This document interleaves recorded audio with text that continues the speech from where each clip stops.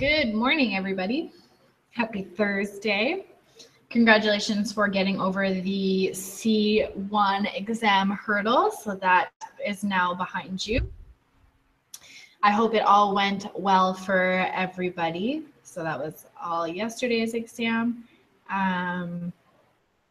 Before you ask, I have not corrected them yet. I've not finished anyways. So don't ask it.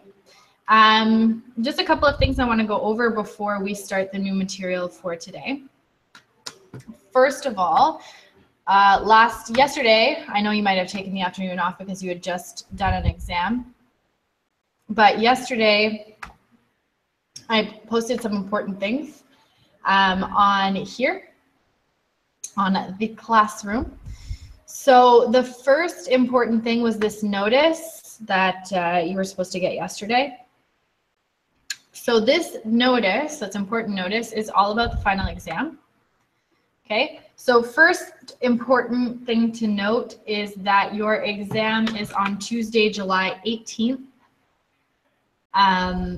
It's Tuesday. That was on Tuesday. Tuesday, July 25th, which is right here from 9 to 12. Get here early, find your classroom, set up. Okay, so you'll start at 9 and you'll have until 12. A couple of other important notes on that document.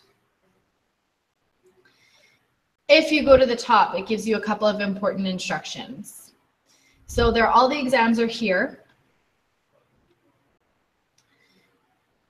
You guys must be on time. If you're 30 minutes late, you won't be allowed to enter the exam. So you have to be on time for the exam. What do you need to bring? So this is the part that's important, that's unusual for you. You need to bring a piece of ID. So your student ID for the year would be perfect. If you can't find it, if you have a picture on your Medicare card, that would be good. If you have a learner's permit and you have a picture on it, that's fine. Something that identifies you, some picture ID, because unfortunately, depending on who you get, they might not know who you are, recognize your face. So in order for us to ensure that it's actually you writing your exam, you have to have a piece of identification. So it doesn't matter what this ID is, as long as it has a picture on it. Has to be picture ID. Super important. Okay.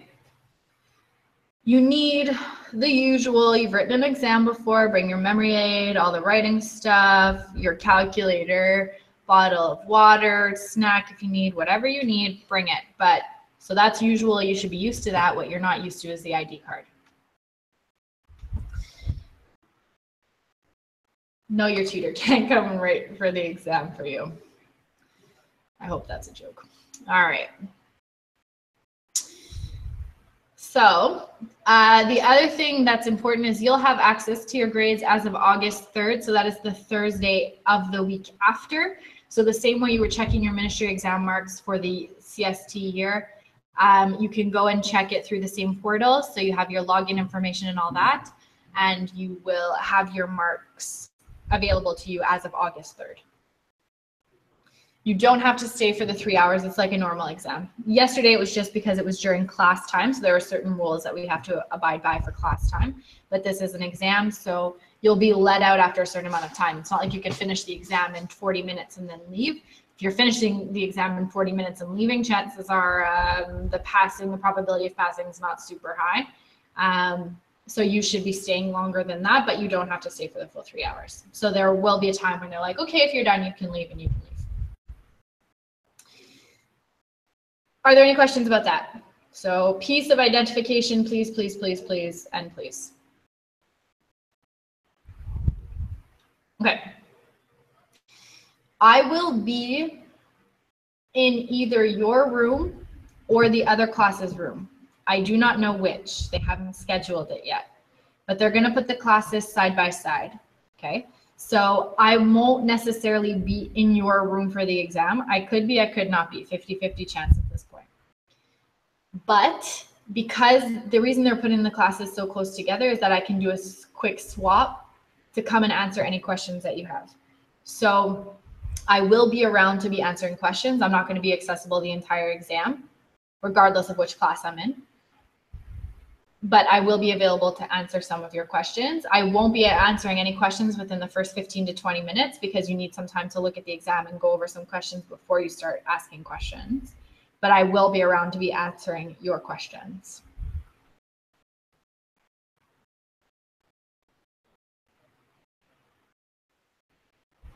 Any questions about the final or about the sit prov that you did yesterday?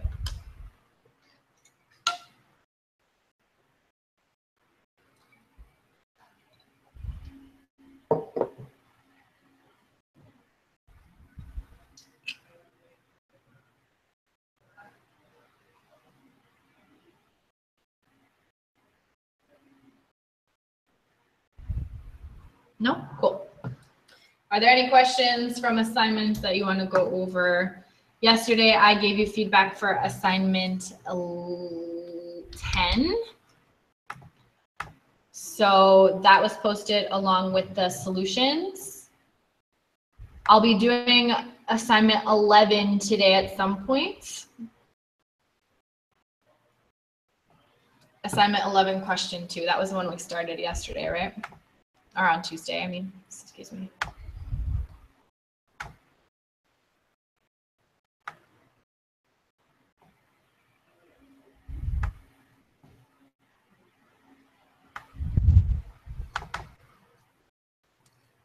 Okay, so we'll go over those 2 questions quickly and then we'll get started on the new material. Assignment 10, question 3. We'll start with that one and then we'll go to 11, question 2. So we did start this. I know we started this one. Group 2 maybe. I know we started 11, question 2. Don't mind me, I'm just talking to myself here. Cool. Maybe I started with the other class. Doesn't matter. Okay. Question assignment 10, number 3. For each game of chance played during a fundraising activity, the event organizer provided the following information. So game 1, the probability of winning is 8 over 11.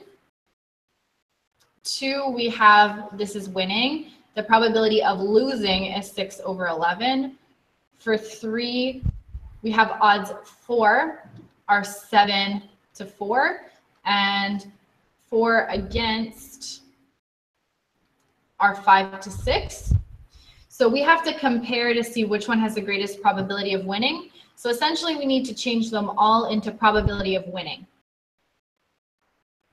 So game 1's good to go. Game 2, this is the probability of losing. So what's the probability of winning? I take 1 and I subtract that, and that gives me 5 over 11. So the probability of winning is 5 over 11. These are the odds for. So the probability is going to be 7 over 7 plus 4. So this is 7 over 11. So I'll just write this down here.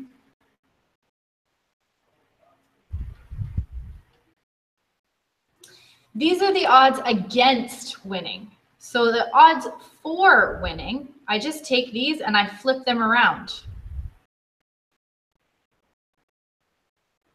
Then the probability is going to be 6 over 6 plus 5, which gives me 6 over 11. That's the probability of winning. So which one has the greatest probability of winning? Which game do I want to be playing? I want to be playing game 1. Okay. Cool.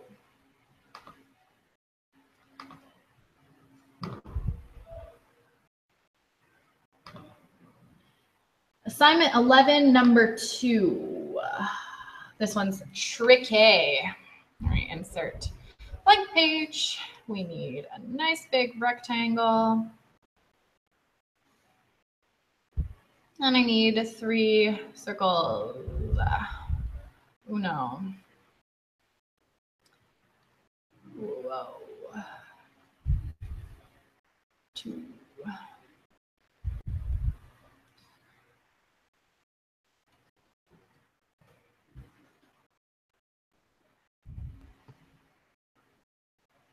3.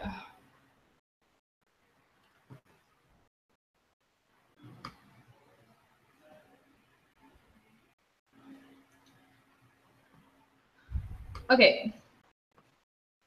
So we have French, people that can speak in English, French, and Spanish. So English, French, and Spanish. So I'm going to try to go over these questions very quickly because we have a certain amount of new material left. We could get through it all today. In the other class we did, so we're done new material. You guys are a little bit behind, so I still want to try to get through that material and do so that tomorrow can be a purely review period. So let's do this quick. 6 people can communicate in French, English, and Spanish. So that would be the intersection of all 3, which is here. 38 people can communicate in French. So French total is 38. 10 people can communicate in English and in French, but not in Spanish. So that goes between English and French, but not the Spanish overlap. 20 people can communicate in Spanish only. That would be on this part here. 8 people can communicate in French and Spanish, but not English. 12 people cannot communicate in any of these languages. That goes on the outside. When a person can communicate in Spanish, the probability that they can also communicate in English is equal to 5/19. So we're going to skip that for a second. And the probability that a person cannot communicate in any of these 3 languages is 1/8. So there are 2 things I'm going to deal with. I know that French is 38. So French is everything that is within this circle, okay? So I know that 38 is going to be equal to 10 plus 6 plus 8 plus whatever is in this portion. 10 plus 6 plus 8 is 24.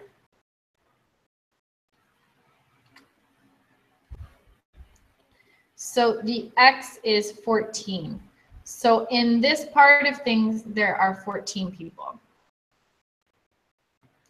I still don't know how many people total, but I know that the probability that a person cannot talk in any of these 3 languages is 1/8. So 1/8, we need to know how many people cannot communicate in any of these 3 languages. Well, I know there are 12 of them. I just don't know what the total is. So I cross multiply, and that gives me 96. So there are 96 people total. But I still don't know how many people go in here and how many people go in here. The other piece of information, when a person can communicate in Spanish, the probability that they can also communicate in English is 5/19. So the probability of English, given that they can communicate in Spanish, is 5/19. But we know that the probability that they can communicate in English given Spanish is the number in their intersection divided by the number of Spanish total.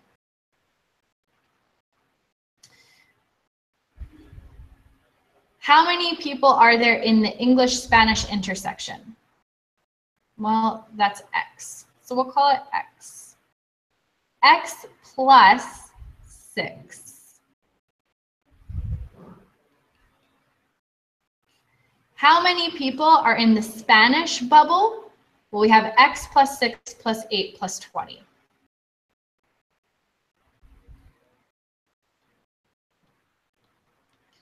That gives me this equation. So I'm going to cross multiply.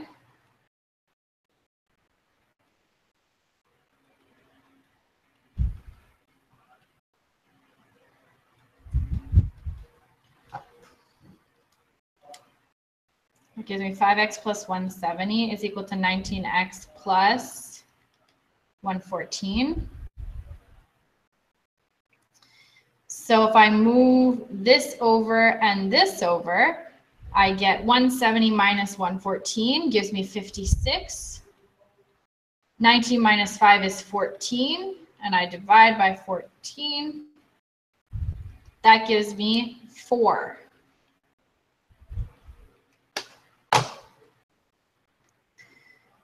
So from this, I know that this one is equal to 4. Excuse me. Love to hear that on camera. That's annoying. Okay, now I know that everything should add up to 96, and the only thing I'm missing is this, so I'm just going to do one big subtraction. So we'll call it y. Call this y. That's going to be equal to 96 minus everything that's in there. So I've got 14, 10, 6, 8,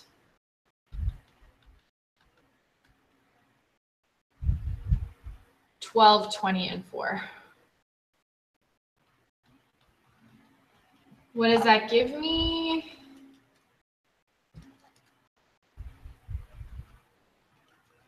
$22.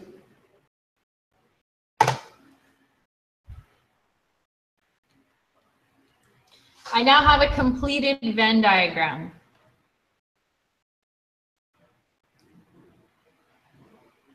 But the question is actually asking me, given these conditions, what is the probability that a person can communicate in English or in French? So English and French basically means everything that's within the English or French bubble. So the probability of English or French. So I take everything on the inside, 22 plus 10 plus 6 plus 4 plus 8 plus 14. And that gives me 22 plus 10 plus 6 plus 4 plus 8 plus 14. That gives me 64 over 96, which reduces to 2 over 3.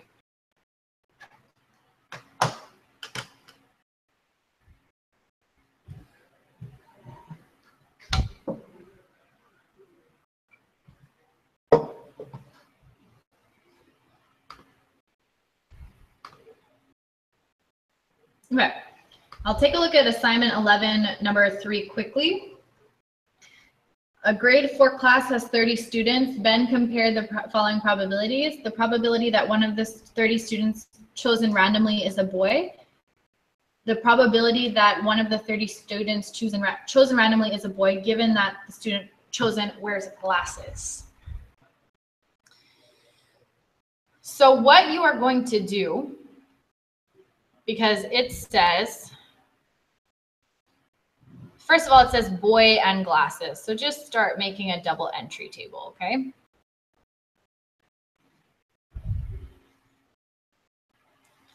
So it says boy, which means I have boy or girl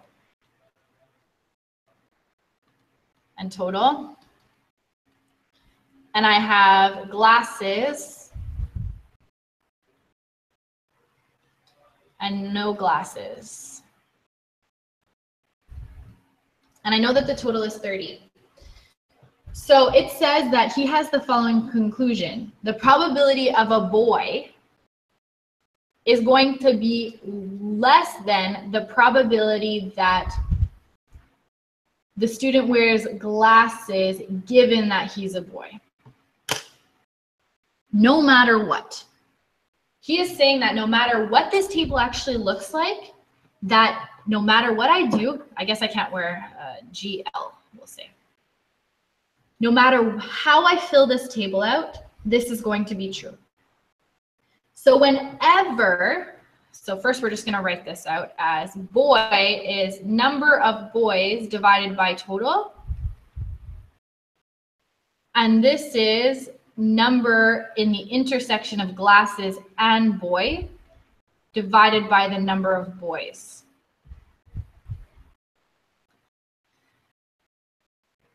So what you're going to do this is what you're going to see, okay? So you need to fill out this table.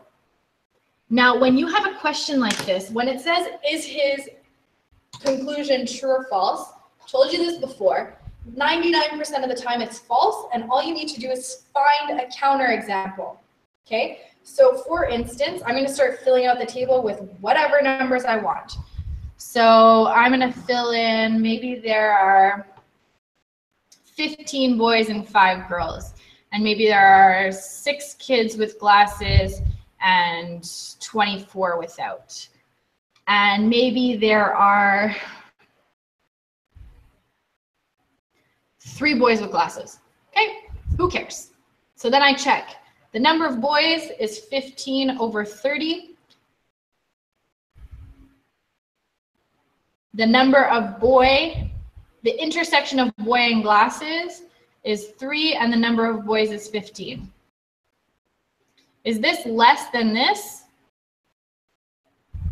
My girl should be 15? Thanks. Is this less than this? This is 1/2. This is 1 over 5. Which one's bigger? If someone offers you half a pizza or a fifth of a pizza, what do you want? I want the half. I'm really hungry. So this is false. I just found a counterexample for his claim. So that I'm done. Therefore, his conclusion cannot be true for every situation. I just found a situation where it doesn't work.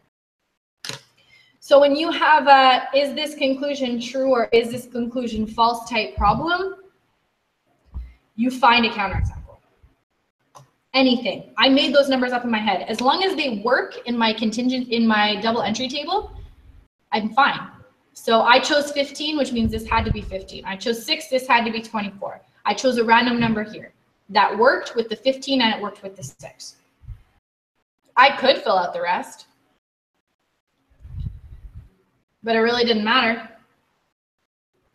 And your table could look completely different as long as when you get here, this is the bigger number, then you found a counterexample. Cool?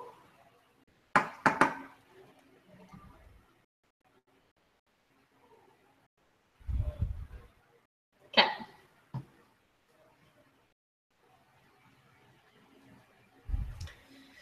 So on Tuesday, we did some more probability stuff. We talked about constructing tree diagrams. Okay, this is where we're gonna pick up and we're gonna do 2 really quickly. Constructing tree diagrams is stuff that you learn in Sec 2. So basically what this is when you have multiple steps in a problem, what is the way of representing this problem visually so it's really easy for you to figure out the probabilities. So what we are going to do is you're going to follow these steps. And there's a lot of steps, but when you're actually doing them, it's not too bad. You're going to place a starting dot on the left, as far left as you go. Now you're doing step by step.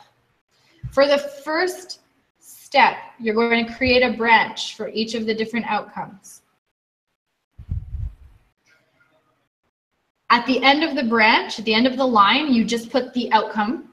And on the branch, you put the probability for that outcome. Then for step 2, from each of the different outcomes, you extend a branch for each of the outcomes in step 2. The end of those branches, you fill in the outcomes. On the branches, you do the probability. And then you continue until you're done. And then you're going to make a final table from that information. So let's take a look at what this looks like. 2 balls, we'll say 15 black and 5 white. What notes are these? These are class 12. We're still on class 12. So I have a starting dot. It says 2 balls are drawn successively from a jar without replacement. So in the jar, I can have a black or I can have a white. So I have two branches. Either I have black or I have white. What is the probability of me getting black? 15 over 20.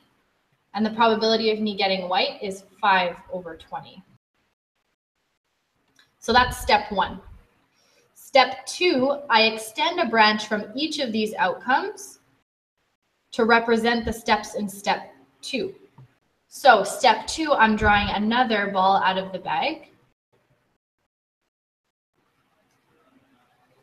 And it could be either black or white, black or white.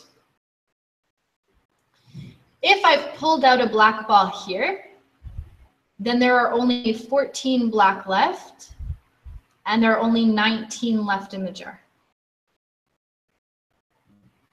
If I've pulled out a black ball here, there are still 5 white, but there are only 19 left in the jar.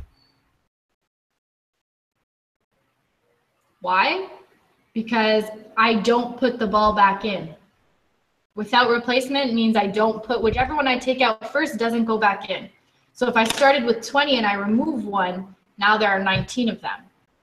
If the ball was black, that means there's only 14 black ones left.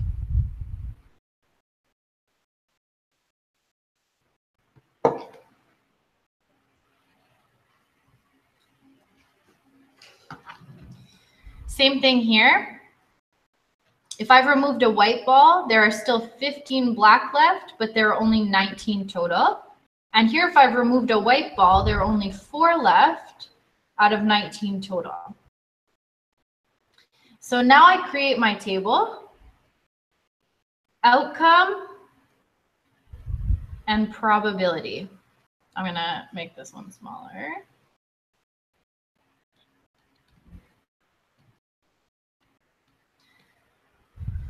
So I'm gonna follow each of the different branch combinations. So if I go this way,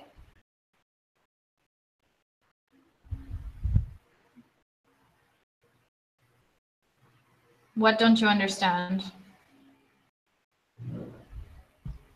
This is review stuff, guys. This stuff you should have covered in Sec 2. The without replacement, with replacement stuff. Basically, think about it. You have a bag of marbles. I understand that. But the expectation is that that's why we're doing this quickly. But we're not covering it as new material. Dinosaur ages ago. If you think Sec 2 is dinosaur ages ago for you, imagine what it feels like for me. Just saying. So you have a bag of marbles. And you're closing your eyes and you're picking one out. That could be a black or it could be a white. Now there are 2 different ways you could do this problem. Either I put the marble back in the jar and I choose again. If the marble is back in the jar, there are still 20 total. There are still 15 black and there are still 5 white. But if I pull a marble out of the jar and I don't put it back in, there are only 19 marbles left. If that marble was black, then there's 1 less black in the jar. So there's only 14 total now. If the marble I chose was white, then there are only 4 left. Okay, you have to look at these as separate case scenarios. So if I pull out a black marble, there are only 14 black left, but I haven't touched the white, so there's still 5 white possibilities for my step 2. Because there's still only, yes, okay, this is 2 different case scenarios. This is case scenario 1, and this is case scenario 2. If I pull out a black on the first thing, there are only 14 black left and 5 white. But if I pull out a white on the first one, then there are still 15 black left, but there are only 4 white left.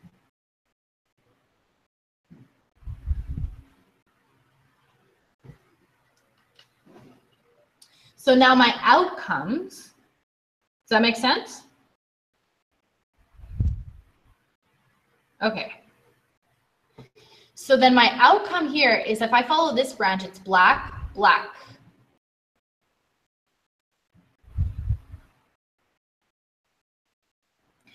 To get the probabilities, I multiply the branches. So 15 over 20 times 14 over 19. On the bottom, I get 380. 15 times 14 gives me 210.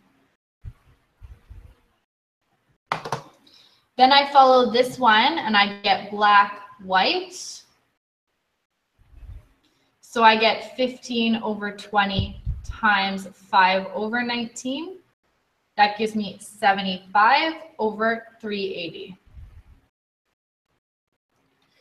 Then I follow this branch, white, black. I get 5 over 20 times 15 over 19. That gives me 75 over 380. Normally, yes, Mr. Winchester. Normally, yes, but for what we're about to do, with this type of probability, you want to keep the denominators the same, which means don't reduce it. In a real normal case scenario, yes. For our purposes, no. And then we get white, white.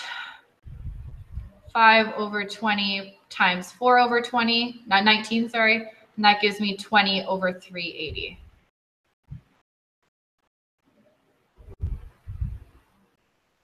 So this could or could not, like this could help us for what we're doing next. You won't have a question necessarily just on this, but when we're doing mathematical expectation, you could use this to help you figure stuff out.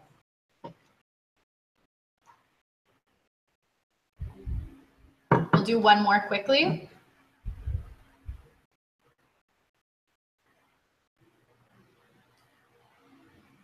Okay. You draw a card from a deck, checking the suit, and then you flip a coin. So step one, if I'm checking the suit, I could have hearts, diamonds, spades, or clubs.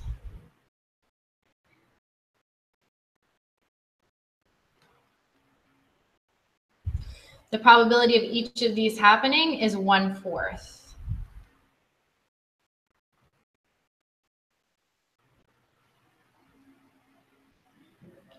Then I'm going to flip a coin.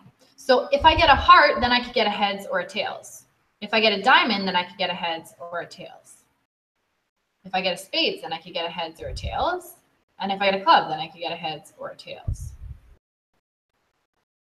We'll call this heart,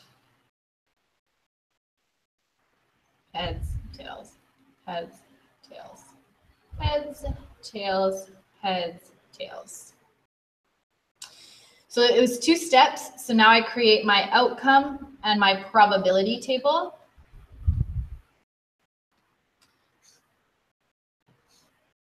So I have 1.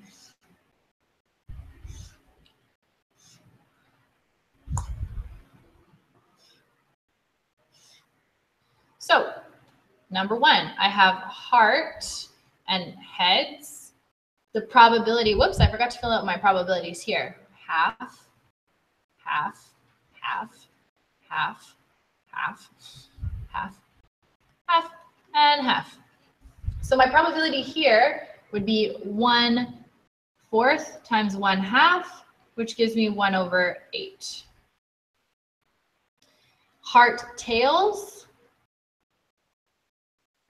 also has 1/4 and 1/2. Diamond's heart, diamond's heads, you get 1/4 times 1/2 gives you 1/8. Diamond's tails gives me 1/4 times 1/2 gives me 1/8. Spades heads gives me 1/4, 1/2 also gives me 1/8. Spades tails, same thing. Clubs heads, I get the same probability. And clubs tails too.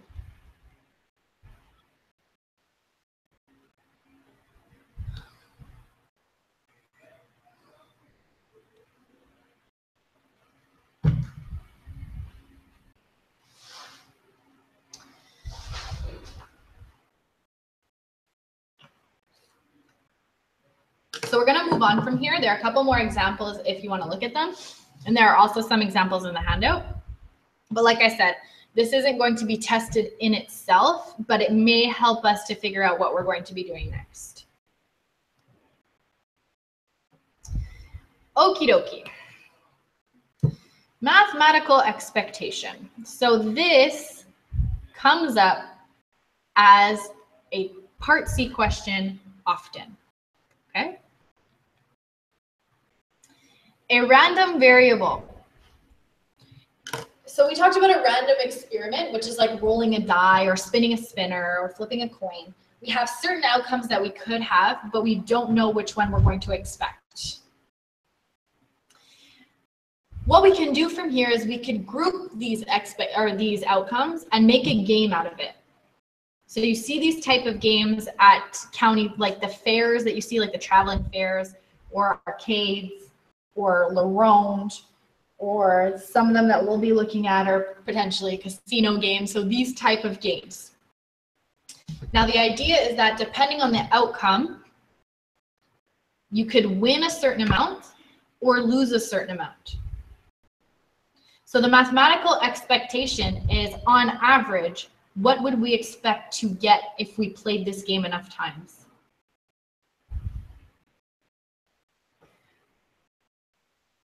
So essentially, you're going to be playing a game. You're going to pay money to play a game, because you can't just walk into one of these things and expect to play. You have to pay money. And then you could either win money, you could lose money, or you could just break even for each of the different types of outcomes you get. So the mathematical expectation, which is what we expect to get if we played this game enough, there are three cases.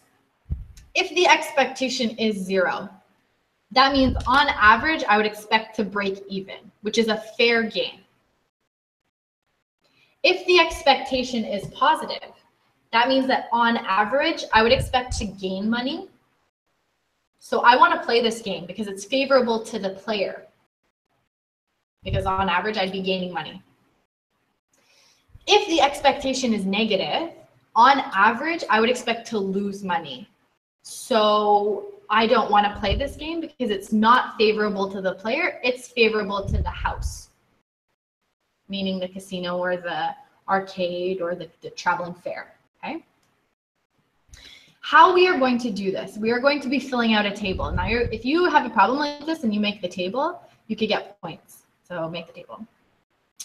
The table is going to consist of the following different columns: the different outcomes that you can have, the probability for the outcome, your net gain. So the net gain, what this means is, for instance, if I pay $10 to play a game and I win 20, I'm not up by 20 because I paid 10. My net gain is I'm up by $10. So the net gain would be 10. If I pay $10 to play a game and I don't get anything, then my net gain would be -10 because I've actually paid $10. If I pay $10 and I win $10, then my net gain is 0 because I look at my wallet and nothing has changed. So your net gain is what you win minus what you bet. The product column is we take this times this. So the product is going to be prob times net gain for each of the different outcomes. And then the expected value is just going to be the sum of the product column. There are 3 different case scenarios of types of problems that you could get. Either you have a game and you have to determine if it's fair based on the expected value. The second type of problem is, given that a game is fair, you have to find some sort of missing value, either the bet or a winning or a number of something. Or you could get a combo platter of these 2 types of problems.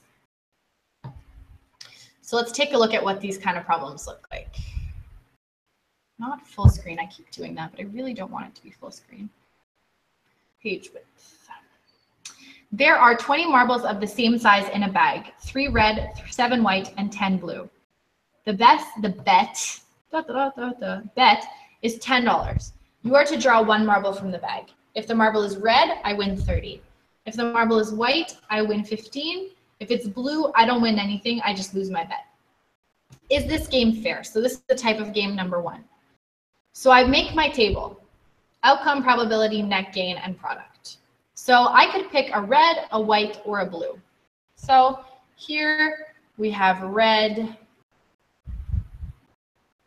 white, and blue.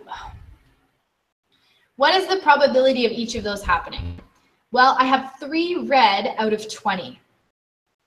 So 3 out of 20. I have 7 white out of 20. So the probability is 7 out of 20. The probability of blue is 10 out of 20.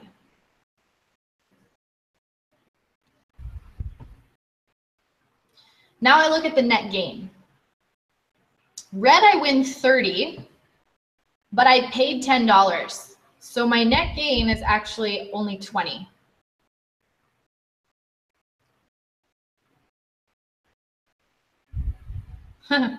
It's true, eh? Le blanc rouge.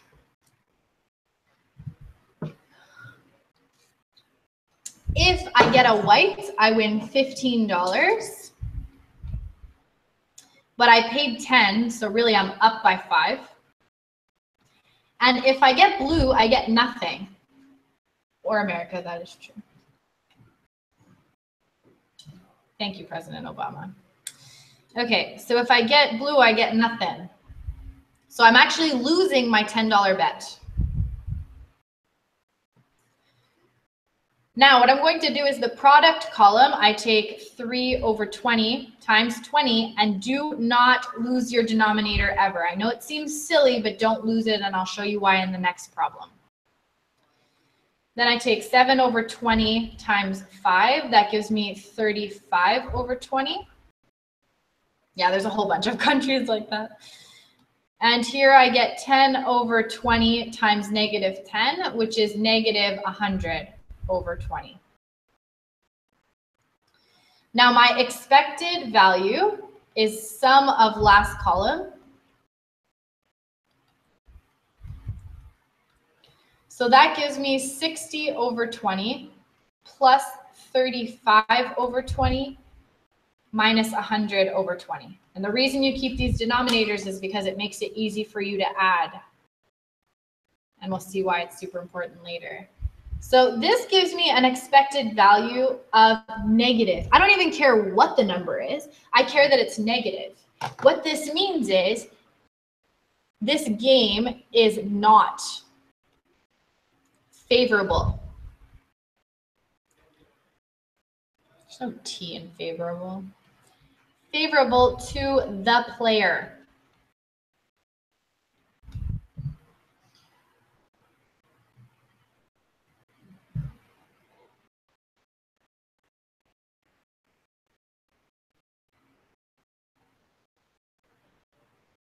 We're going to do a problem like that, where if we don't know what the bet is. So that is case scenario number 1 for type of problem, okay? So not probabilities, the product column. So negative sum of the product column is not favorable to the player. That means on average, I would expect to lose money. I don't want to pay a game where I expect to lose money. I want to pay a game that either at least I have a chance of breaking even, or a game that on average I would expect to gain money, which would be positive. So let's look at another one of these. A casino features a game of chance called the maze. The contestant must drop a marble into the maze below. The outcome of the game depends on the compartment in which the marble lands. Each contestant must bet $5. The game is fair. If the marble lands in compartment C, how much money will you win in addition to keeping the money bet? So this is what this looks like. And if ever any of you have ever watched The Price is Right, this is like the Plinko thing where they put the little round thing and it like drops in and goes into different compartments and it lands somewhere. So this is just a small version of this. So I have either it can land in compartment A, compartment B, or compartment C. So my outcome will be A, B, or C. So now we need to figure out the probability. So the ball or the marble drops in here. There's a 50-50 chance of it going on either this side or this side. So we're just going to look at this side for now. If it drops here, then it also has a 50-50 chance of dropping. Which means that this is like a sideways tree diagram. So if I follow this path, it's 1/2 and 1/2. That gives me 1/4. If I follow this path, it's also 1/4 and 1/2 and 1/2, which gives me 1/4. If we go to the right, we get to this point, it splits, either a 1/2 or a 1/2. Once I get to this point, it splits, either a 1/2 or a 1/2. So if I follow this path, I go down this way and then down this way, I have a 1/2 and a 1/2, which again gives me a 1/4. If I follow this route, it goes down this way, it goes down this way, and it goes down this way. That's a 1/2, a 1/2, a 1/2, which is an 1/8. If it goes this way, and this way, it's also 1/8. These together, I add them up. So that gives me 5/8. And I want them to have the same denominator. So 1/4 is 2/8. So I fill in the probabilities. 2/8, 5/8, and 1/8. And this should add up to 1. The net gain. In compartment A, I lose the money I bet. And I bet $5. So I'm just going to lose $5. How did I get 5/8? If you do 1/4 plus 1/4 plus 1/8, that gives you 5/8.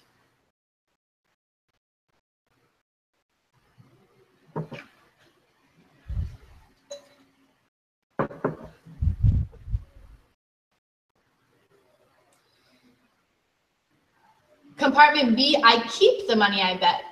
So I bet $5, but I get to keep it. So did I gain anything? Nope. You keep, for compartment C, you keep the money you bet and I win something. So in the end, I'm going to be up by whatever that something is. I don't know what it is. Since I keep the money I bet, I don't have to subtract the bet because it says I'm keeping it. But if it didn't say that, I would have to subtract the bet. But since it says I keep that money, I don't have to put that. So my product here is 2/8 times -5. That gives me -10/8. Here, this gives me 0.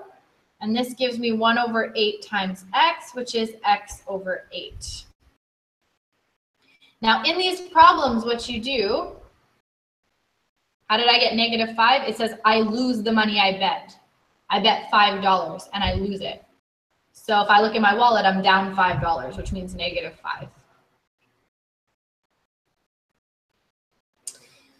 So I know that the expected value, well, actually it says that the game is fair. So this is the second type of problem. The game is fair.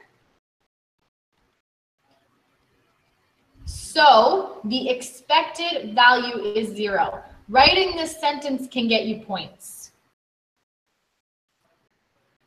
What this means is if I take the sum of the last column, -10/8 plus 0 plus x/8, that should give me 0.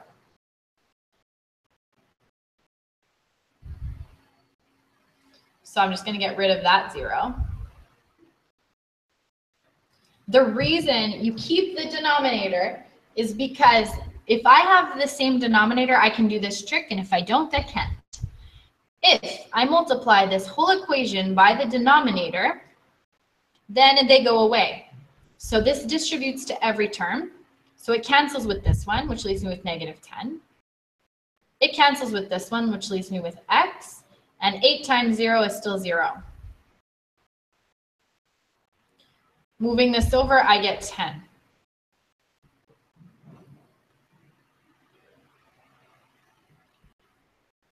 Which means that in order for this game to be fair, I have to win $10 if it lands in compartment C. If it's not $10, all of a sudden this game is no longer fair.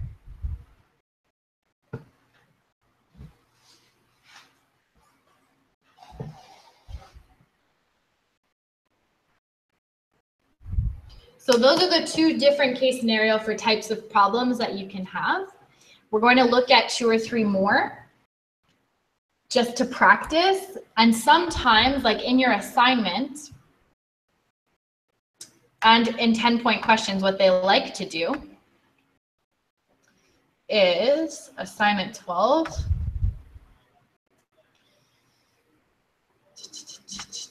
So question 1 is this game fair? Question 2 is, how much money must you bet? So like the problem we just did. And this one is, game 1 is fair. Figure out the bet. And game 2 has the same bet. Is game 2 fair? So you have to work backwards with one and forwards with the other. This type of problem they really like giving. The situation and the games change, but the process is always the same. Table, fill it out, and either you're adding it up or you're creating an equation and solving. Number 3. This is a final exam level question with this because it actually involves more than just a mathematical expectation. A fair die has 20 faces, 14 white and 6 black. There is a star on 12 of these faces and a heart on the other 8. If you roll this die, given that a star is rolled, the probability of obtaining a white face is 2/3. A game of chance is described. After placing a bet, the player rolls the die. If a black face is rolled, the player will not receive any money. If a white face with a star is rolled, the player will receive $20. If a white face with a heart is rolled, the player will receive 10. So I know that my outcomes are going to be black face, white and star, and white and heart. The problem is, I know that there are 6 black faces out of 20. But as of right now, I don't know the other 2. But they gave me a probability that said, given, which means I'm going to create an entry table. Because that means a conditional probability calculation, which I know I need an entry table to complete.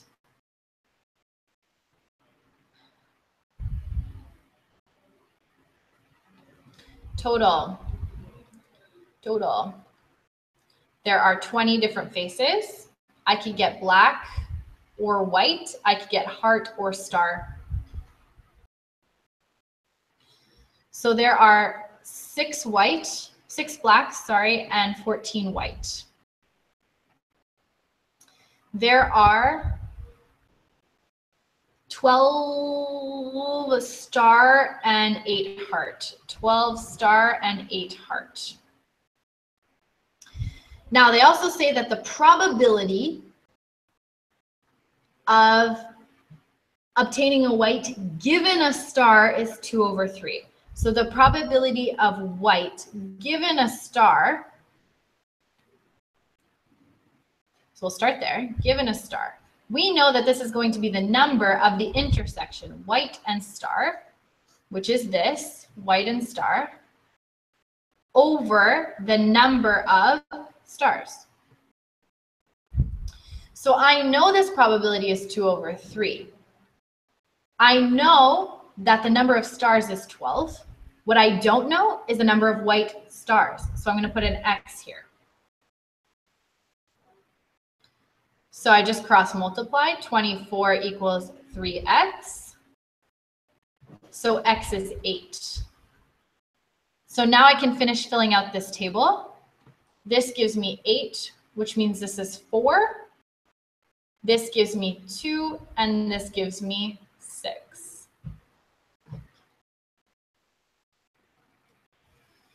So now I can use that to fill this out. So white star, there are 8 white stars out of 20. And white hearts, there are 6.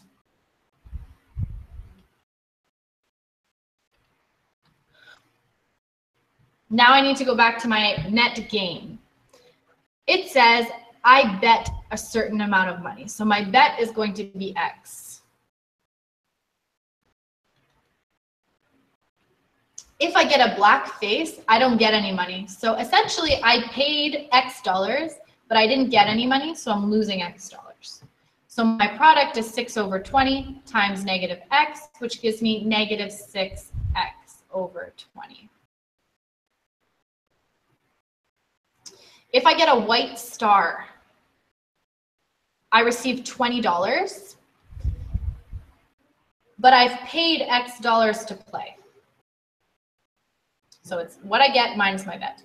So here I get 8 over 20 times 20 minus X, and that gives me 8 times 20 minus X over 20. Now this problem is going to really show you why we don't cancel denominators. A white heart, I get $10. 10 minus X.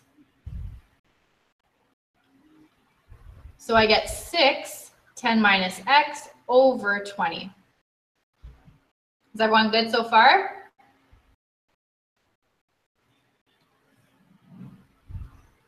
Okay. Game is fair. So that means that the expected value is 0.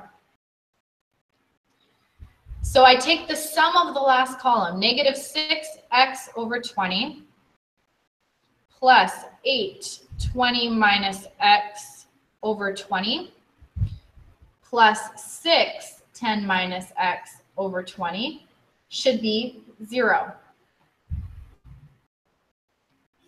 Because all the denominators are the same, I can multiply the whole equation by 20, and they're all going to go away. So this 20 cancels out here, and that leaves me negative 6x. When this 20 multiplies here, it gives me just what the numerator is, and same thing here.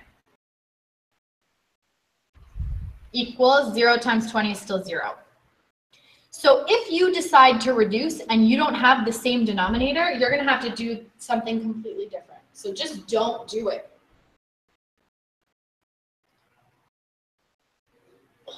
Now I can create, I have this simple equation to solve. So this gives me 160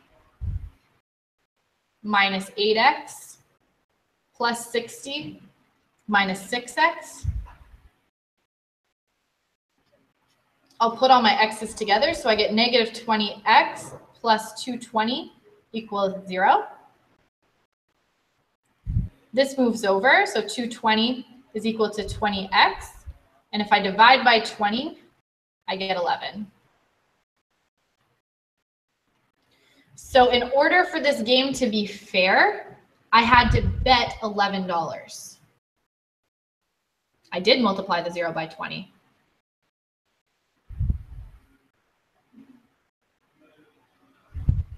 $20 times 0 is 0.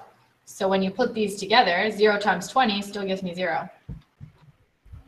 That's why you want to do this trick. That's why you don't want to deal with starting reducing and making your life more complicated, because it's more straightforward if you keep it like that.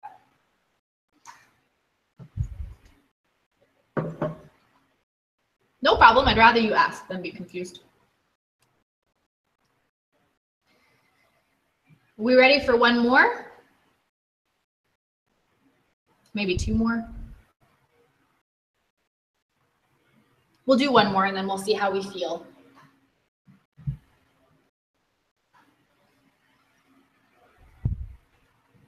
This one is tricky. Oh my God, stop clicking full screen. Okay. A bag contains 10 $5 bills, 4 $10 bills, 150, and a number of 20s. If you bet $15, you can draw a bill from the bag and keep it. The expected gain is 0. How many 20s are there in the bag? So here I could get a $5 bill. I could get a $10 bill. I could get a $20 bill, or I could get a 50.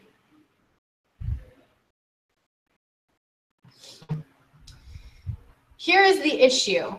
I have 10 $5 bills plus 4 $10 bills plus I don't know how many 20s plus 150.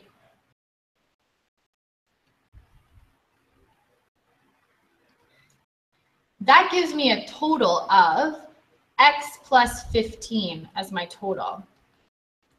That's going to make my probabilities a little bit complicated, but we're going to use our trick and it actually evens out and it makes it simpler. So how many $5 do I have? I have 10 out of how many? X plus 15. How many 10s do I have? I have 4 of them over how many? X plus 15. How many 20s do I have? X out of X plus 15. How many 50s do I have? 1 out of X plus 15. If I pay $15 to play the game, so here I would get 5 minus 15 is negative 10. So my product is 10 over X plus 15 times 10. That gives me 100 over X plus 15. If I am betting 15 and I earn 10, that means I'm losing $5 overall. So 4 over X plus 15 times negative 5 gives me negative 20 over X plus 15. This should be a negative, excuse me there. Here, if I'm earning 20 and I bet 15, this gives me a positive 5. So I get X over X plus 15 times 5 gives me 5X over X plus 15. And here, if I bet 50, I'm earning 35.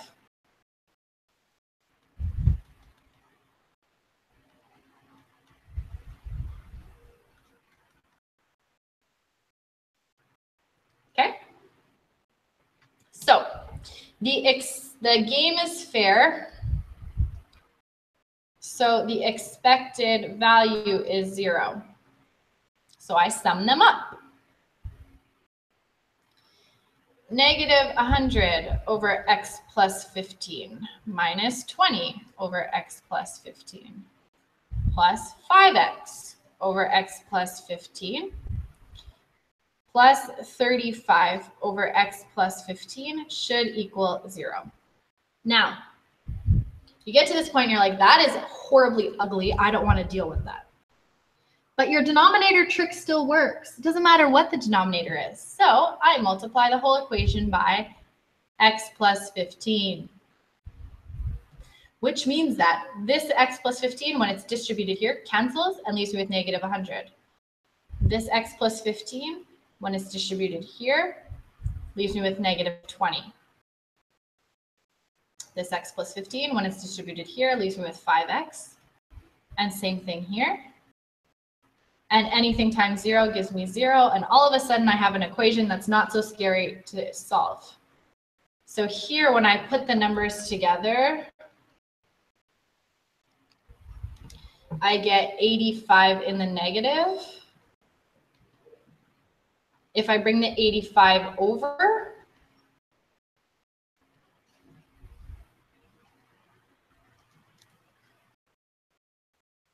I divide by 5, and that gives me 17, which means I have 17 $20 bills.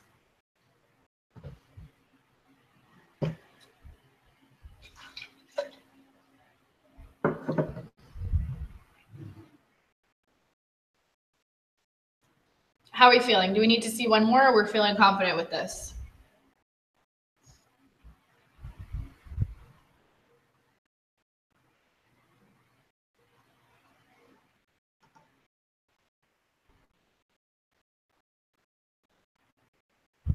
If I don't see one more, I'm going to continue. If I don't see any comments, I'm going to assume that means we're good to go.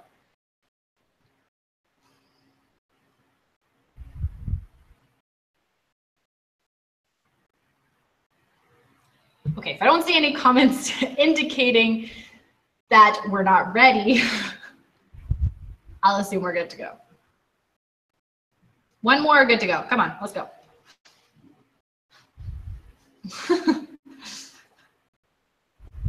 Anyone else? Just say I'm good or one more.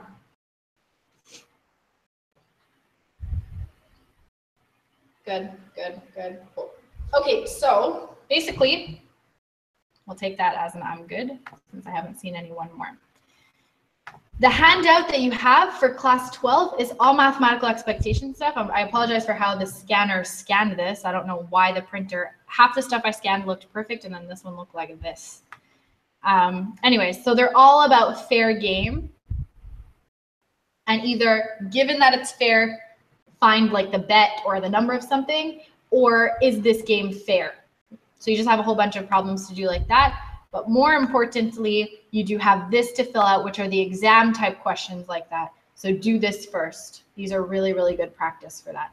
And it's super likely, again, I haven't seen the exam. I don't make the exam. I have nothing to do with the exam. But when we're talking about patterns, this does tend to come up in some form on a Part C question. So make sure you're ready to handle this. Oh, the other thing I wanted to say before we continue is I posted something else yesterday. If you go into the About section of your Google Classroom, there's a new folder. So I posted 3 different like review finals. These are hard. They're harder level, and the solution. So you can take a look at those, and we can take a look at some of those questions tomorrow as well. So that's good practice, and all the assignments are good practice. And if you look on the About folder, this afternoon, I'm going to be posting notes and examples for the topics that you're missing. So trig, triangles, and systems. All the analytic stuff that you're missing, you got those notes. The stat stuff that you're missing, you got those notes. All of that stuff's going to be there. So we're missing triangles, trig, and systems. So I'll be posting some notes with some examples for you to go over the folder here in review. Okay. Okie dokie. All right. So we have statistics left. So depending on how quickly we may just make it under the buzzer to finish up this new material today, we shall see. So now we're on notes 14. What this is this is a review of all statistics, but we're not going to cover it today. So that's the new stuff. But all the regression stuff, the scatter plots, correlation, the contingency tables, estimating correlation coefficient, the Mayer method for finding the regression line, and predicting values. This is all stuff you're responsible for. So you can take a look at that, just do a quick review. The only thing we're going to review is mean deviation, because mean deviation for us is going to help us do what we're doing now. So mean deviation. If we remember mean deviation, what it means is so we have a data set with just random numbers, could be representing grades or heights or shoe sizes, whatever it is. And we have the average of those numbers. The mean deviation is, on average, how far are our points away from the mean? So a low mean deviation means we're all of our points are very close to the mean. And a higher mean deviation means the points are very spread out from the mean. So when we were calculating mean deviation, we calculated the mean, and then we filled out this table where we have our points in our data set. We take each point and we subtract the mean. This column is we make all of these points positive, And then our mean deviation is we take this last column, we add it up, and we divide by the total, and that gave us the mean deviation. So let's look at an example. Calculate the mean deviation of the following data sets. So we'll do the first one. So the first thing we do is calculate the mean. So remembering that the mean is when I add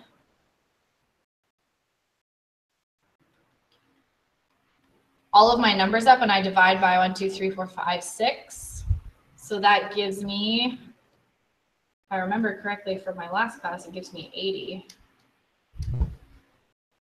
60, no 80. Oh my goodness. Divided by 6 gives me 80. So that is my mean. So then I fill out my table.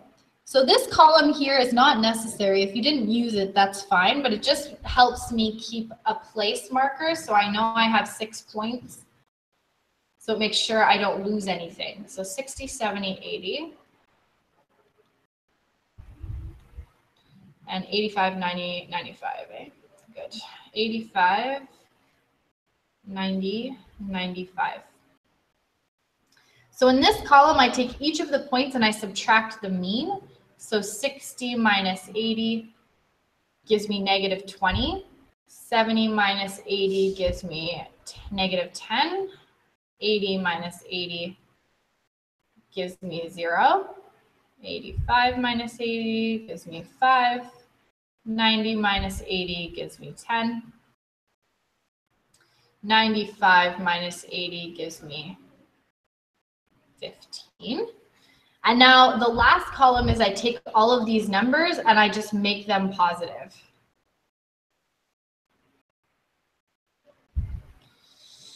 And then the mean deviation is the sum, last column, divided by 6. So I take 20, 10, 0, and 5, and 10, and 15, and I divide by 6.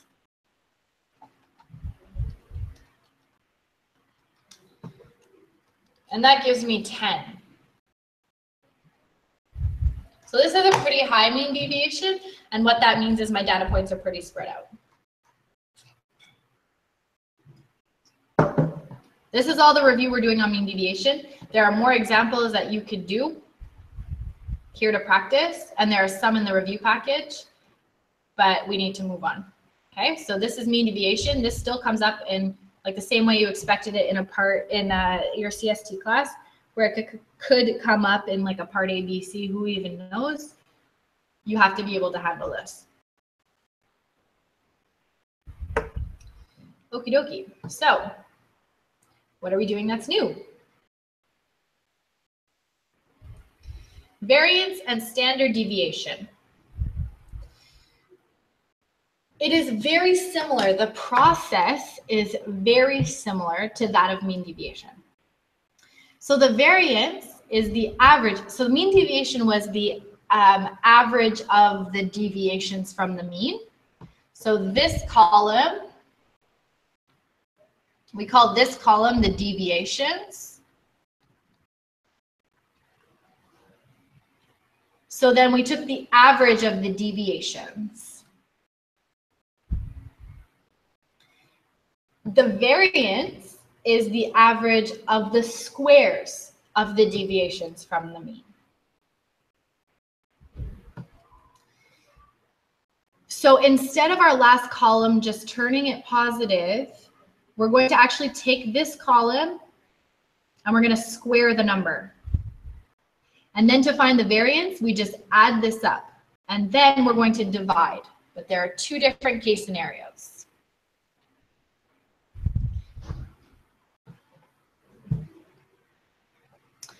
If it says that you have a sample, a sample is we have this whole big group that we are looking at. So if I'm looking at my 2 classes, so all of you guys doing the Bridge TS,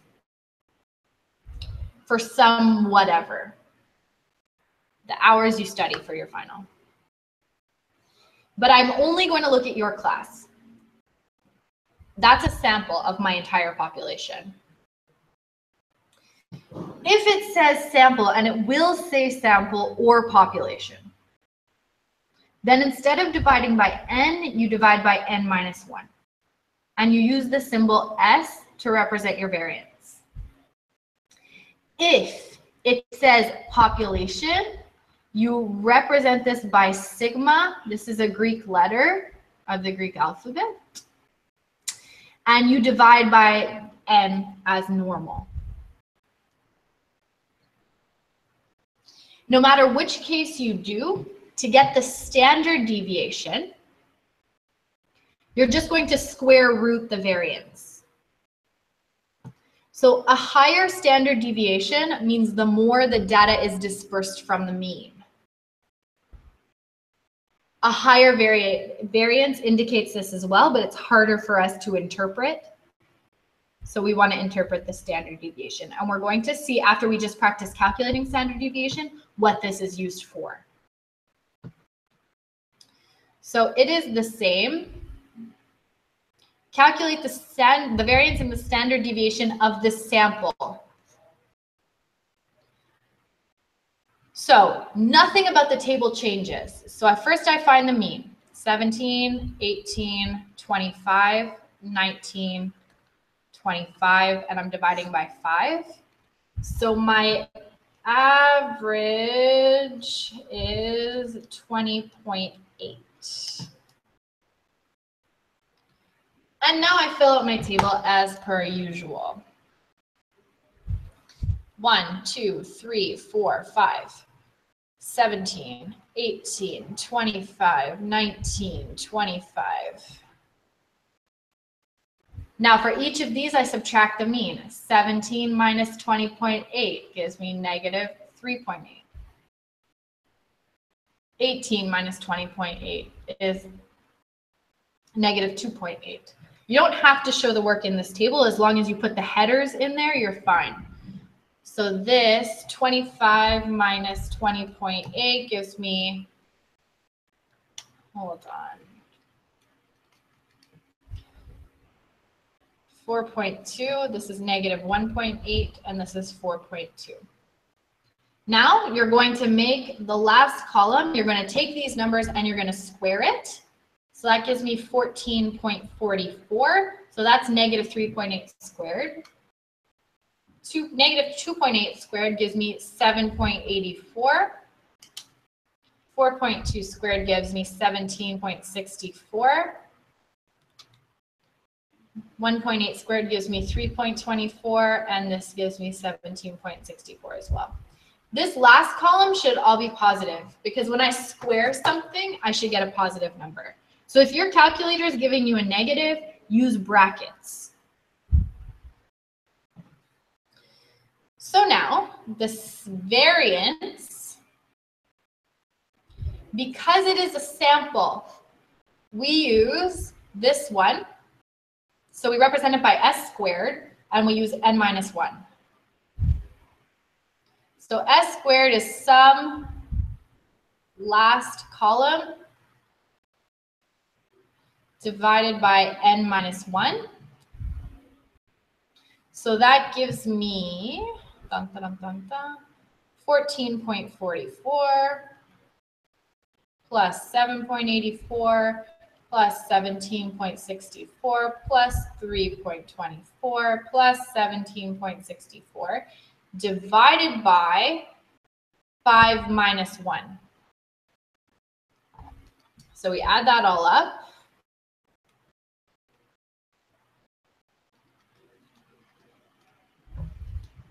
I get 60.8 divided by 4. This gives me 15.2. What do you mean run that back? Like up? Is here good?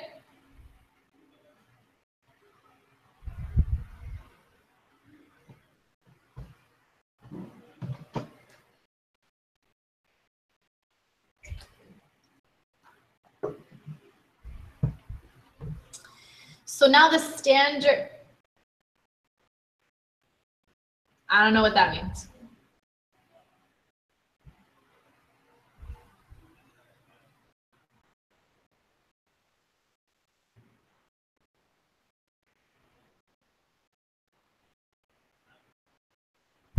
Okay.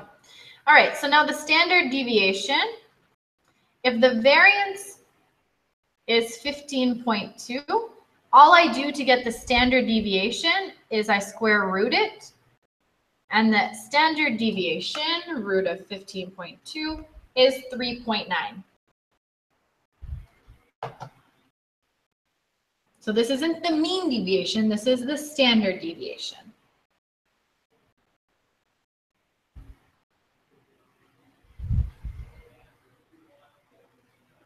Good?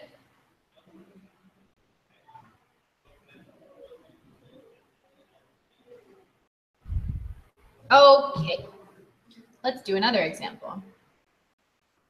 Calculate the standard deviation and the variance of the following population.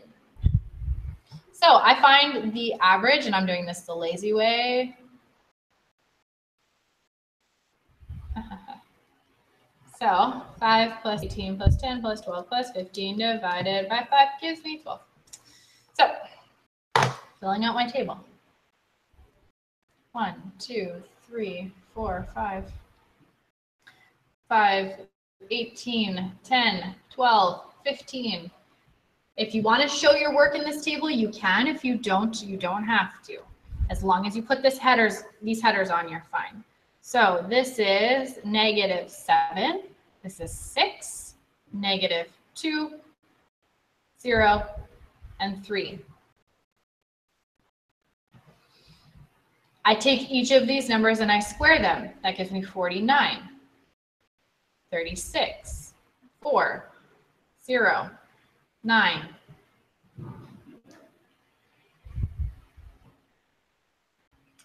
Now, we said population. So population, we are using this one. Oh yeah, I forgot about that question. We'll do that in a second. It's interesting. Okay.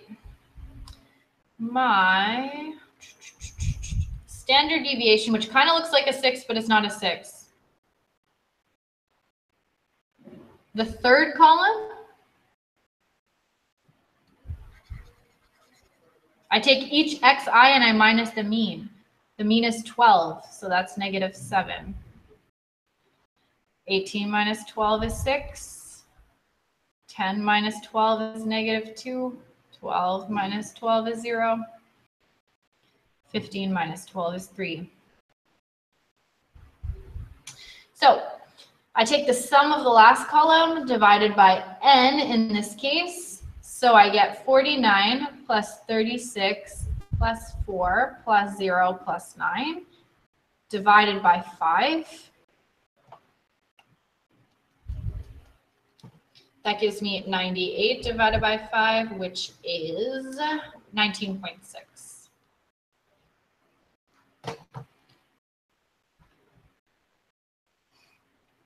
Whoops, sorry, going back up. Standard deviation. If the variance is 19.6, I just square root that. The standard deviation.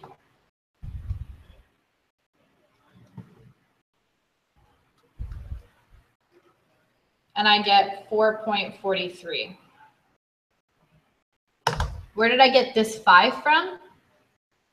There are 5 numbers.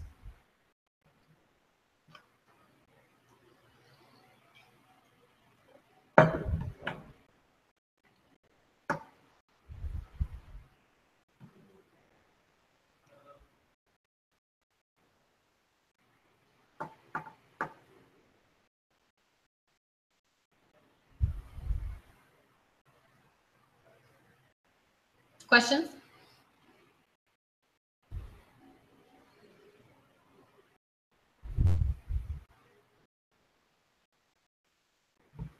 Okie dokie. Number 3. Two counties, north and south in California,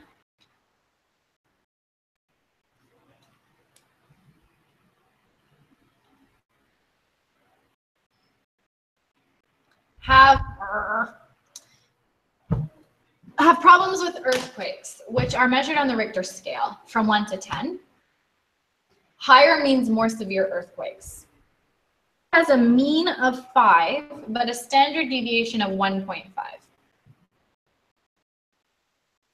The South has a mean of 5, but has a standard deviation of 3. Which county would you rather live in? Let's see a little quick poll on the side. North or South? What do you think?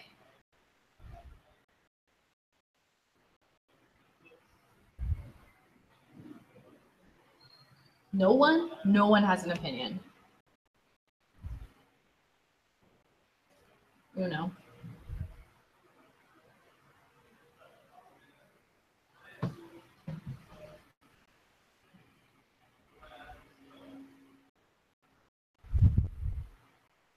All right, we've got, so far we've got 4 for the North. South to be cool. They're both in America. Jeez. All right. Personally, I would rather live in the North because what this means is this being a huge standard deviation means you're probably getting an average of 5 from having different earthquakes of a lot of different levels. This having a small standard, so this would be South. This one having a small standard deviation probably means it's hovering between like 3 and 6, maybe a 7. So these stay within a smaller range, whereas you're going to get the big ones over here. So a bigger standard deviation, exactly, no. Well, you're also a lot more likely to get the big earthquake, the traumatic, like, big one. But yeah, you are a little bit less likely. Still happens though. So both of these places are nice and warm and no snow, and preferably, I personally prefer a place like this. I'm not big on the snow, but so that's not a factor. But in terms of just earthquake factors, I would rather live in the North because you're less likely to get the big mega earthquake than you would be in the South. Okay? Ride the earthquake like surfing. It's a little bit more dramatic than that, I think. I know, actually. I feel it's a lot more dramatic than that. All right, continuing on. We'll do one more example quickly, and then we will see what we are using this for. We're going to do number 1.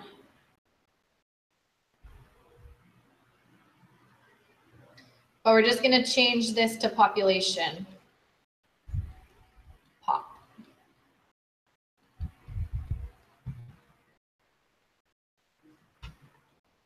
So I have 60. No, that's not where that goes. I have 10 numbers.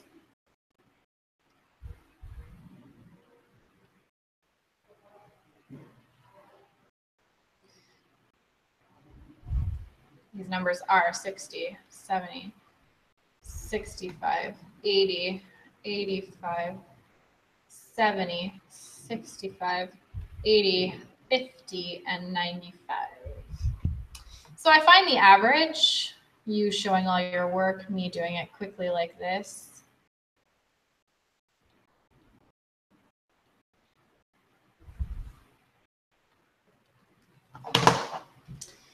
$60, 70, 65, 80, 85, 70, 65, 80, 50, 95. Gives me an average of 72. So for this column here, I'm subtracting the mean. So 60 minus 72 gives me negative 12. 70 minus 72 gives me negative 2. This gives me negative 7. 80 minus 72 gives me 8. 85 minus 72 gives me 13. 70 minus 72, negative 2. -7 here, an 8 here. Here we have a -22, and here we have a +23. So now I'm squaring each of these numbers. So -12 squared is 144, 2 squared is 4, 7 squared is 49, 8 is 64, 13 is 169, 2 is 4, 7 is 49, 8 is 64. I don't know 22 off by heart. If I remember correctly from the last class, it's 484, and 23 squared is 529.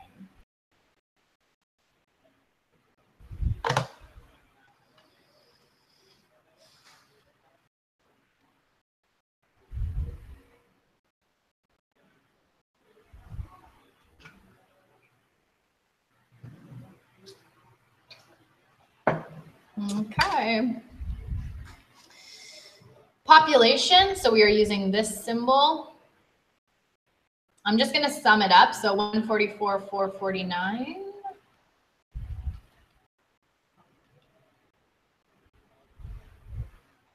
$64.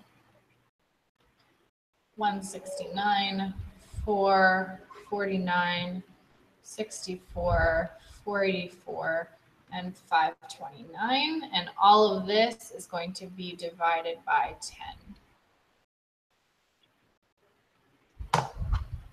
144 and 4 and 49 and 64 and 169 and 4, 49 and 64 and 484 and 529 gives me 1560 divided by 10 gives me 156. Big variance here. Then my standard deviation, if my sigma squared is 156, I take the square root,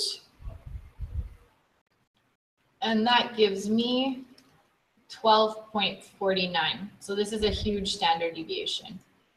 Do we understand this?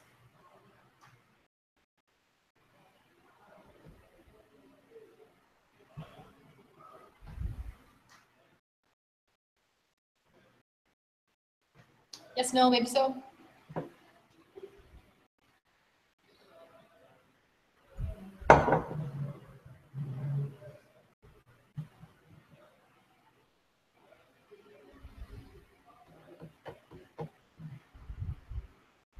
I am interpreting your radio silence as, yes, we understand this and we are ready to move on.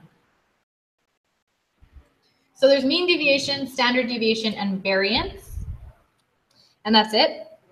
So you just have to know the difference between the three. To get standard deviation, you have to get the variance. So you have to do it this way. So standard deviation and variance they go hand in hand.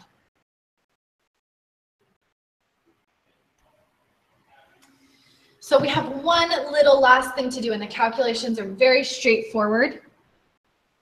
We have about 10 minutes or so left. We'll get most of it done. Very promising. What do we use standard deviation for? Well, a standard deviation. So this is what we call the normal curve or the bell curve. And when you have a distribution, this is how your data should fall. So if, let's say, I have my class average is 70 and my standard deviation is 2. No, my standard deviation is 5. We'll go with 5. What this means is, according to this curve, if my mean is 70, this is plus 1 standard deviation, so this would be 75, and this would be 65. According to this curve, 68% of the people will fall between 65 and 75. So 68% of people fall within 1 standard deviation away from the mean, away from the average. And then if I add another standard deviation, this brings me to 80 and 60. 95% of people will fall between 60 and 80 within 2 standard deviations away from the mean. And this would be 55, and this would be 85. What this means is 99% of people fall within the 55 and 85 range, which is plus or minus 3 standard deviations. So this is what we call a normal curve. And for almost every exam, every test, every course, everything, university CEGEPs look at this a lot in a class to see what the normal curve should look like, and if their class is following what we call the normal curve, this is what it should look like. So when you do your ministry exams, they look at this normal curve. They'll take everybody in the province and they'll see this is what it should be. And then they look at this and see, is this what it is? Doctors do this too, absolutely. Okay. So that's what this represents. So if I have, we're going to be calculating what I call a Z-score. So if my Z-score is 2 positive, that means I'm right here on this 2 line. If my Z-score is negative 1.5, so here's my 0, I'm negative 1.5, I'm somewhere in here between 60 and 65. If my Z-score is 2.9, I would be here somewhere between 80 and 85, but closer to the 85. How do we calculate Z-scores? So there are 3 cases. If I have a positive Z-score, I'm on this half. If I have a negative Z-score, I'm on this half. And if I have a 0, that means my score is the same as the average. So it's the same calculation for a sample and a population, just what you're using is whatever symbol you use for that. Oftentimes they won't even tell you if it's sample or population, so you just default to this one because at the end of the day it doesn't matter. So your Z-score is your score minus the mean divided by the standard deviation. There are 4 different types of problems that we can do involving Z-scores. We're going to look at a case scenario of each. We'll probably get 2 done today. Maybe 3 if we're very quick. Is everyone clear on this so far?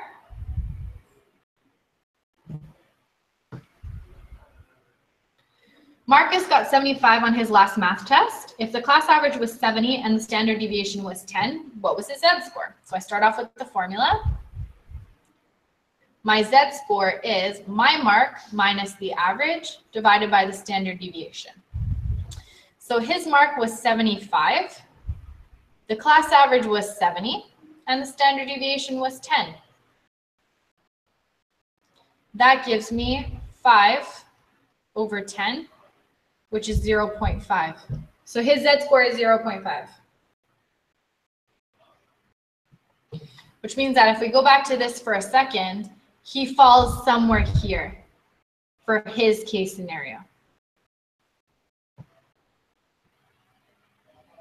So that's type of question number 1. You have all 3 pieces of information and you're calculating the Z-score. An R-score is super specific to Quebec and CEGEPs. So there's this it's a complicated calculation. Like you'll never be able to calculate your own R-score. So it's this score that they assign to you based on your score, the class average, the course.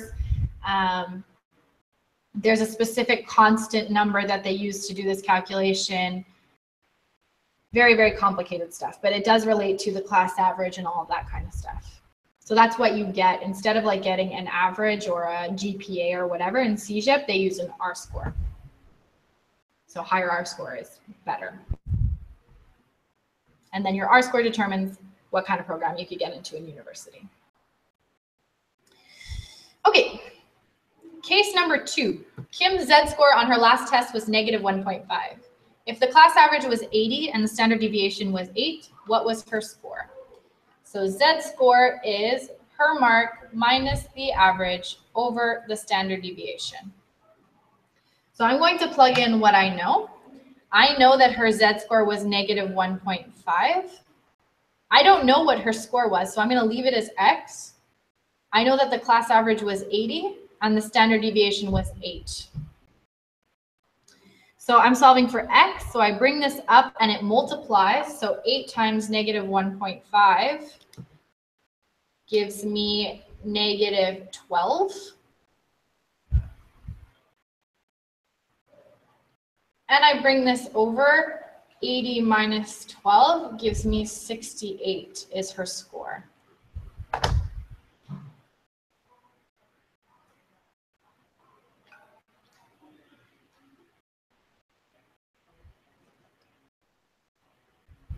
Is that good for everybody? Make sense?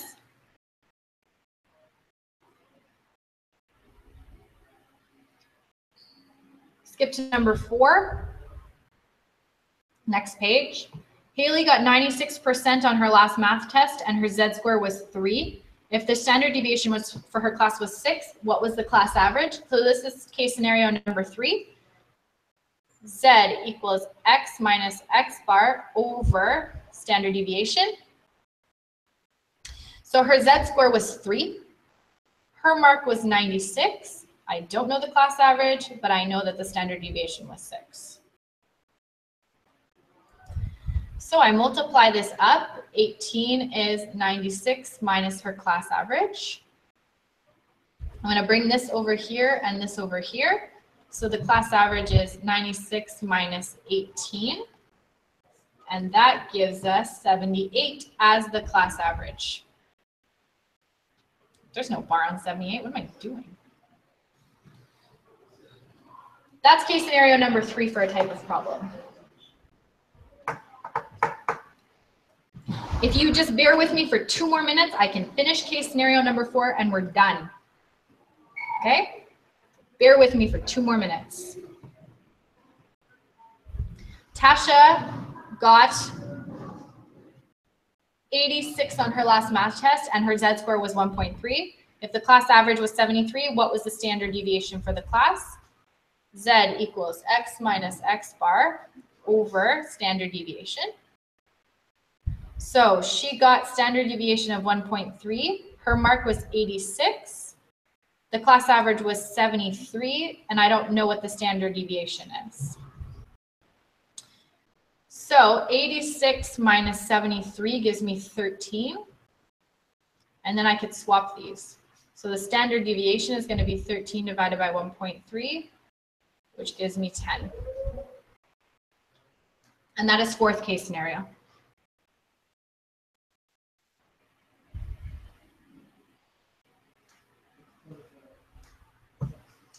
The last kind of case scenario that you can have, are there any questions on this?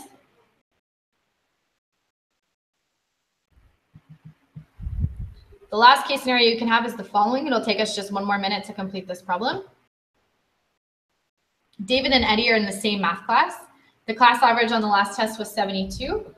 David, so we're going to have David, Z equals X minus X bar over sigma. And we're going to have Eddie,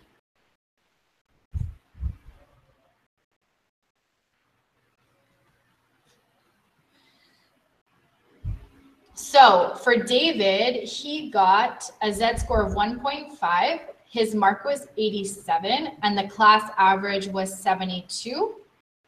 What we don't know is the standard deviation, but we just did that calculation, so we'll do it again.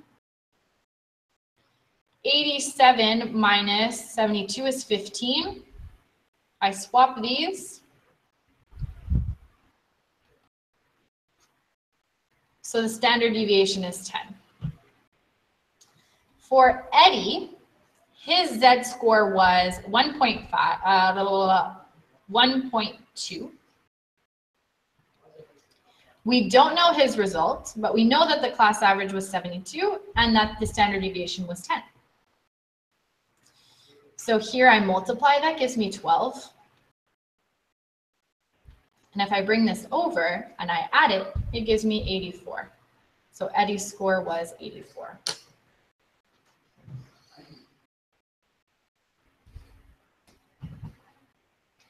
So are there any questions on that?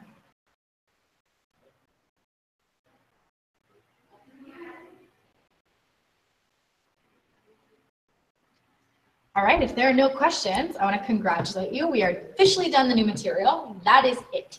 So plan, here it is.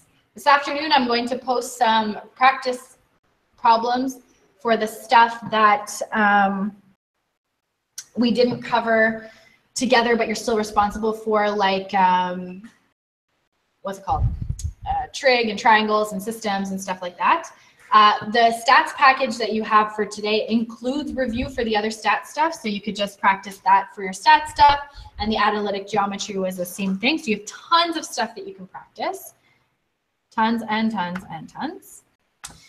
For tomorrow, what the plan is for tomorrow is I want to go over some of these review problems from those exams. I want to go over assignment questions that we haven't gone over yet, and any questions from the handouts you have. So basically exam prep, examples, examples, examples, examples. So what I want from you is I'm creating a post, okay?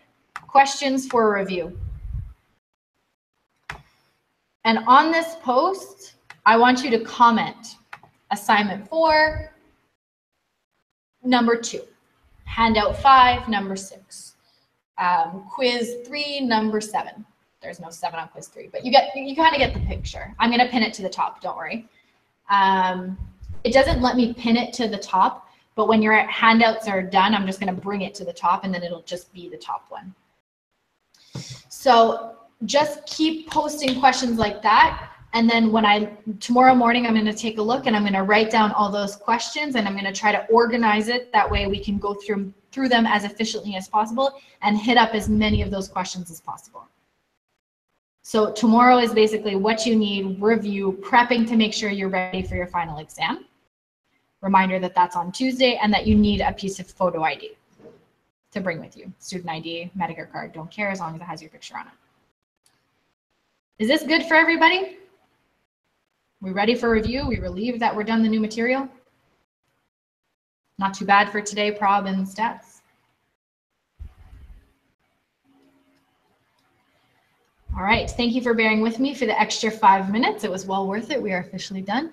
So have a great afternoon. Study hard. Make sure you look at some questions that you'd like to go over. Otherwise, I'll be choosing random questions to go over. So I will be looking at that tomorrow morning. So make sure you check it out between today and tomorrow morning. Other than that, have a great afternoon, and we shall see each other tomorrow for the very last time. Have a good afternoon.